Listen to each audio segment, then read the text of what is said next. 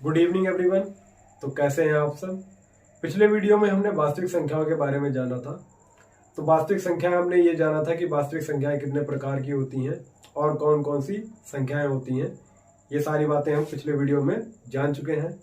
और अगर आपने पिछला वीडियो नहीं देखा तो पहले वो देख के आए, उसके बाद में इस वीडियो को देखें तो आपके लिए आसानी होगी। और पिछले वीडियो की लिंक हम डिस्क्रिप्शन में डाल देंगे, ठीक है, तो वहां से आप देख सकते हैं। आज हम अपनी प्रश्नावली स्टार्ट करते हैं। प्रश्नावली 1.1, ठीक है। तो पहला क्वेश्चन हम लेंगे अपना। पहला क्वेश्चन है 140, ठीक है।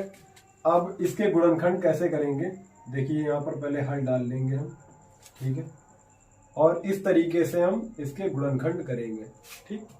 तो सबसे पहले ये देखेंगे कि ये 140 किस संख्या से विभाजित है।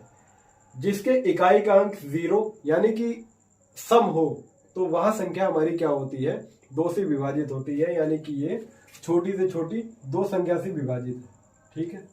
तो ये कितनी बार में जाएगा, 2 सत्ते 14 और ये 0।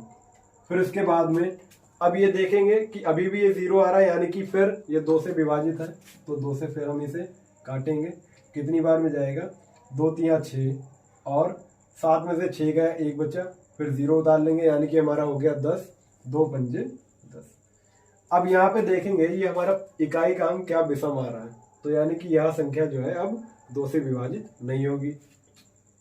तो अभी देखेंगे हम 3 से विभाजित होगी क्या, 3 के पहाड़े में 35 आता है, नहीं आता है, ठीक है। 4 से भी विभाजित नहीं होगी, 5 से विभाजित होगी है, तो 5 सत्ते 35, ठीक है। अब 7 से विभाजित होगा क्योंकि 7 जो है और किसी के पहाड़े में नहीं आता है, ठीक है। तो हम इसके गुणनखंड देख लेंगे। तो 140 के गुणनखंड क्या आए हैं, 2 गुणा 2 गुणा 2 5 गुणा 7, ठीक है। तो ये हमारा हो गया उत्तर। उसके बाद अगला क्वेश्चन देखते हैं, इसको नोट कर लीजिए। अब दूसरा हम क्वेश्चन देखते हैं, अपने दूसरे क्वेश्चन की तरफ बढ़ते हैं। दूसरा क्वेश्चन है हमारा 156, ठीक है। तो 156 के हमें गुणनखंड करने हैं, ठीक। उसी तरीके से करेंगे जैसे हमने पिछले वाले क्वेश्चन के किए थे, उसी तरीके से होंगे। तो 156 ये काय से जाएगा। अब देखें यहाँ पर इकाई का अंक इसका सम है, तो यानी कि ये 2 से विभाजित होगी। तो 2 सत्ते 14 यानी कि 15 से कम बार में हमें पहाड़ा पड़ना है। 2 सत्ते 14, 15 में से 14 जाएंगे, 1 बचेगा, 6 उतार लेंगे, कितना हो जाएगा 16, 2 अट्ठे 16, ठीक है। फिर इसके बाद में फिर हम इसे 2 से विभाजित करेंगे, 2 3 6 और 2 नेम 18, ठीक है। अब ये देखिए कि अब इसका इकाई का अंक जो है वो विषम आ गया है, तो यानी कि अब ये 2 से विभाजित नहीं होगा, अब ये 3 से विभाजित होगा। 3 एकम 3 और 3 तियां 9, ठीक है। 13 किसी के पहाड़े में नहीं आता, तो 13 के पहाड़े में आता है, यानी कि 13 एकम 13, ठीक है। तो हमारा इस 156 के गुणनखंड क्या आ गए, 2 गुणा 2 गुणा 3 गुणा 13। तो ये हमारा हो गया आंसर, ठीक है। इसी तरीके से अगला क्वेश्चन हम यहां पर लगा लेते हैं।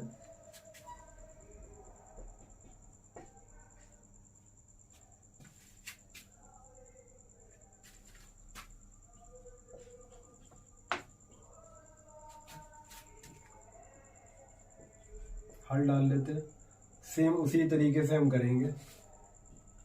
38 25। अब ये देखेंगे कि या 3 से जा रहा है कि नहीं जा रहा है। 2 से तो नहीं जा रहा है क्योंकि इकाई का अंक इसका विषम है, इसीलिए 2 से नहीं जाएगा। 3 से देखते हैं एक बार। तो जिनके अंकों का योग जो है वो 3 से अगर विभाजित होता है तो वह संख्या भी 3 से विभाजित होती है। 8 3 11, 11 और 2 13, 13 5 18। तो यानी कि ये संख्या जो है 18 3 से जाता है, तो यानी कि यह संख्या भी 3 से विभाजित होगी। तो 3 से इसे हम काट देते हैं, तो कितनी बार में जाएगा, 3 एकम 3, 3 दूना 6 और 3 सत्ते 21 और 3 पंजे 15, ठीक है। फिर यहाँ 3 से जाएगा, तो 3 से ये कितनी बार में जाएगा, 3 चक्कू 12, 3 दूना 6, 3 पंजे 15, ठीक है। अब ये देखें कि अब ये 3 से नहीं जा रहा है कि 4 2 6 और 5 11, 11 3 से नहीं कटता, यानी कि यह संख्या भी 3 से नहीं कटेगी। तो अब ये 5 से कटेगी, तो 5 से काटेंगे इसे, 5 अट्ठे 40 और 5 पंजे 25, ठीक है। फिर यह संख्या 5 से जाएगी, तो 5 से ये कितनी बार में जाएगी, 5 एकम 5 और 5 सत्ते 35। 17 किसी के पहाड़े में नहीं आता, तो 17 जो है वो 17 से ही विभाजित होगा। 17 एकम 17। तो इसके गुणनखंड क्या आ गए, 3825 के गुणनखंड क्या आ गए, 3 गुणा 3 गुणा 5 गुणा 5 गुणा 17। ठीक है, तो ये आ गए इसके गुणनखंड। ठीक है, यहाँ तक नोट कर लीजिए। उसके बाद हम अगले क्वेश्चन की तरफ बढ़ते हैं। अगला सवाल हमारा है 5005।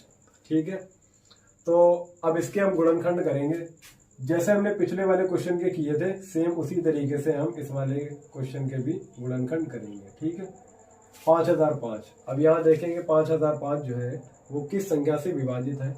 2 से यह संख्या विभाजित नहीं है क्योंकि इसके इकाई का अंक विषम है। ठीक है, 3 से भी यह संख्या विभाजित नहीं है क्योंकि इनके अंकों का योग 10 आ रहा है और 10 जो है वो 3 के पहाड़े में नहीं आता।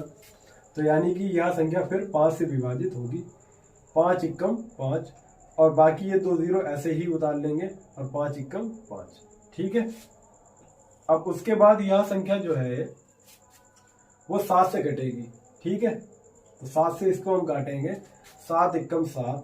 ठीक है, 10 में से 7 गया, 3 बचा, 0 उतार लेंगे।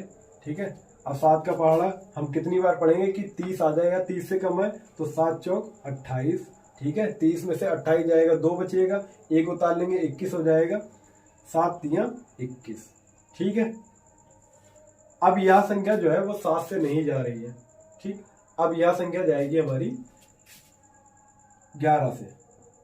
तो 11 एकम 11 और 14 में से 11 गए, 3 बचे और ये 3 उतार लेंगे, 11 तियां 33। ठीक है, अब ये संख्या जाएगी हमारी सीधी 13 से क्योंकि 13 किसी के पहाड़े में नहीं आता। तो इसके गुणनखंड क्या आ गए, 5005 के गुणनखंड आ गए हैं 5 गुणा 7 गुणा 11 गुणा 13। ठीक है, तो ये हमारा सवाल लग गया। अब यहाँ पर आप लोगों को ये एक दिक्कत आ रही होगी कि सर हमें कैसे पता चलेगा कि कौन सी संख्या किस से विभाजित है। ठीक है, तो ये कुछ विभाज्यता के नियम हैं। ठीक है, अगर आप लोग पढ़ना चाहते हैं तो कमेंट में बता दीजिएगा कि सर हमें विभाज्यता के नियम बता दीजिए, हमें नहीं आते। तो हम अगला वीडियो जो है वो विभाज्यता के नियम के ऊपर बना देंगे। ठीक है।